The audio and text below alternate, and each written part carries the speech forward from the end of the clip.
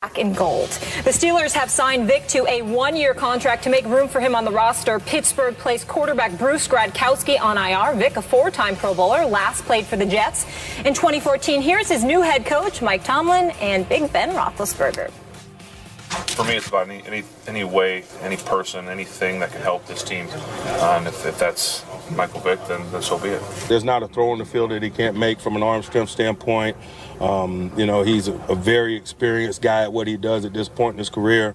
And obviously the mobility is still unique even at 35. It's undeniable the freakish athlete he is and quarterback, especially in Atlanta, and the things that he did. So, as I know a lot of these guys probably growing up wanted to be Michael Vick, because he was a splash, exciting football player. And other than that, that's all I really, the last couple of years have been so focused on us.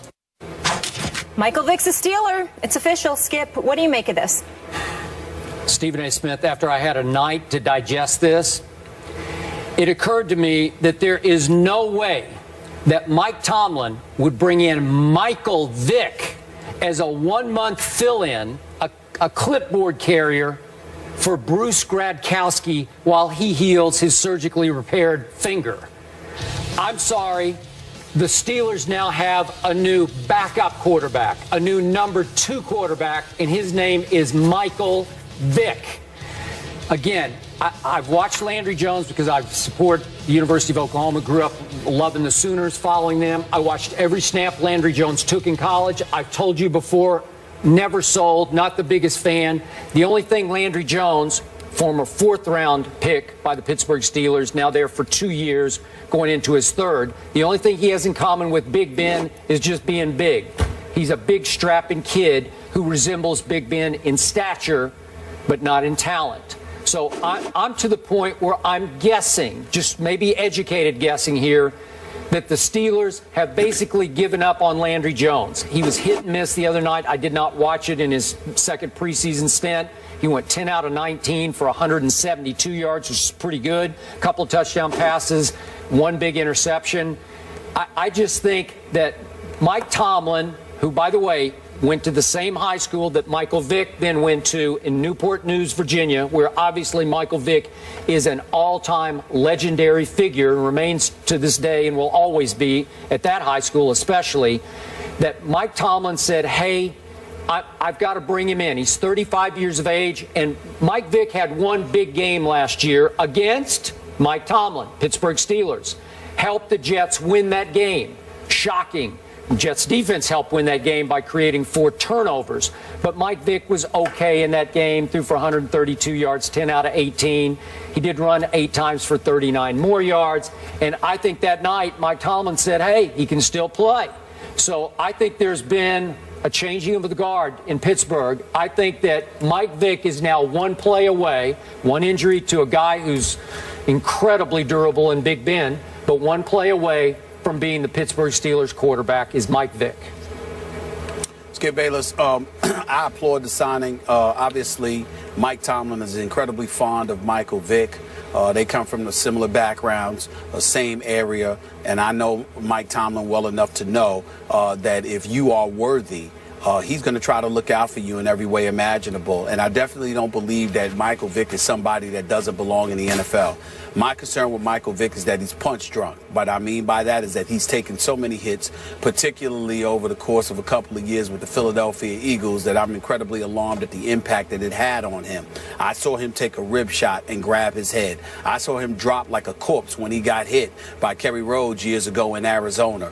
Those kind of things concern me. So as far as I'm concerned, Michael Vick is a proverbial backup. I mean, literal, actually, a literal backup, and that's where he belongs. But that doesn't mean he doesn't belong in the NFL. It means he belongs to be a backup, which means that week to week he shouldn't have to look forward to enduring punishment, physical punishment, because I don't think that he has the durability to take that. But I'm reading also from Ron Cook's column in the Pittsburgh Post-Gazette, and I got to tell you, I love the column. I thought he did an outstanding job writing that column, and here's why. He pointed out all of those things you pointed out and what I'm pointing out right now, but he also elaborated extensively because apparently there are folks in the city of Pittsburgh, Pennsylvania, who are threatening to sell their season tickets. They want absolutely nothing to do with Michael Vick. They consider him a reprehensible individual, and I agree with Ron Cook. You know, stop it. It's ridiculous. Grow up. Michael Vick obviously served time in a federal penitentiary due to the dogfighting scandal. We recognize that. We recognize that he was wrong. We recognize that his actions were egregious and unlawful. And this man paid his debt to the society. It is that simple. Ever since he got out, he has been a completely different person. He's one of the most model citizens, I believe, that you could find when you talk about resurrection as it pertains to the modern day human beings in the world of sports. Can you think of a better case study, Skip Bayless, than Michael Vick? Because I can't. The guy has been absolutely phenomenal. As a statesman, he's been somebody that's contributed to PETA, to the Humane Society. He's spoken out about how wrong it has been as it pertains to animal cruelty. He's been a paragon of virtue as far as I'm concerned in that regard. And he's completely turned his life around. And he's conducted himself as a model citizen. And he is one of the few individuals that has made Roger Goodell look very, very good in terms of Roger Goodell's willingness to give him a second chance by allowing him to come back in the league in the aftermath of his prison sentence. So when I look at it from those perspectives, the fact that people would still react this way towards him, I think is shameful. And I think folks in Pittsburgh who feel the way that they do in terms of not wanting Michael Vick because of his past have no forgiveness in their heart, have no compassion whatsoever, and they should be ashamed of themselves. As it pertains to Michael Vick and the Pittsburgh Steelers, Ben Roethlisberger is as durable as it comes. He's Big Ben for a reason. He's played every game the last 2 seasons. He's coming off his best season of career, 103.3 passer rating, throwing for nearly 5,000 yards, leading the league in that category, the touchdowns, the way that he has led with the multitude of weapons that he has at his disposal, and Antonio Brown and Wheaton and Bryant and Shula, with Le'Veon Bell coming back once he serves his 3 games, for the weed issue with him and LeGarrette Blount. I think the Steelers have a chance to go to the Super Bowl. And I think somebody like Michael Vick, with his veteran presence, with the trials and tribulations that he has endured, with the kind of man that he is going to be an asset, not a liability to that franchise. And I applaud Mike Tomlin for bringing him on board. Okay. Are you saying asset as a quarterback or just a locker room presence? I think that as a weapon, Skip. I don't want to say either. I definitely think it's as a locker room presence. I definitely think that they're going to find a way to utilize him with his evasive and elusive abilities, combined with the strong arm that he has. Is he going to be the quarterback? No, but I could see him coming in there, on trick plays and making things happen in conjunction with Big Ben Roethlisberger. I can see him doing some things along those lines and them really finding a way to utilize him as a weapon. I can see Todd Haley coming up with something in that regard, and I look forward to it.